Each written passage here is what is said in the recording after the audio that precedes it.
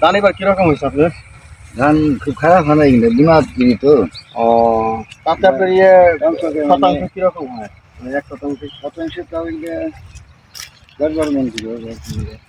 মানে পাখিতে পাখিতে, বিঘায় বিঘায়। 10-12 মন করে হবে।